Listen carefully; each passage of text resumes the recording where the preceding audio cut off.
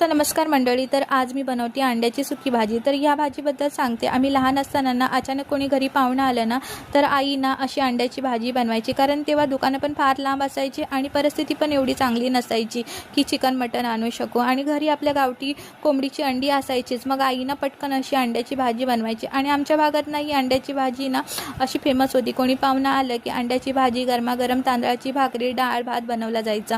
मग जेव्हा आई ना ही अंडी उकडायची ना तेव्हा एखादा अंडा ना आम्हाला कापून तिघांना द्यायची, तेव्हा ते फार चांगलं लागायचं। आता जर एखादा अंडा आपण उकडून खाल्लं ना तर त्याची चव नाही येत, पण आईने असं जेव्हा अंड कापायचे बनवायची ना तर फार खावंसं वाटायचं। तीच परंपरा जपत ना मी एक अंडं कापलं, माझ्या मुलालाही दिलं, मीही त्याच्यातलं खाल्लं आणि माझ्या मिस्टरांनी खाल्लं। आणि मग बघा इथे ना मी मस्त अशी अंड्याची भाजी बनवली, अंड्याच्या कापा केल्यात, कोणतंही वाटण न वापरता साधी आणि सोपी भाजी बनवली आहे। आणि इथे बघा मी अंड्याच्या कापा माझ्या मुलाला खायला दिल्या, त्यांनीही फार आवडीने खाल्ल्या। माझं नवीन चॅनल आहे, चला तर माझ्या चॅनलला लाईक करा, शेअर करा आणि सबस्क्राईबसुद्धा करा।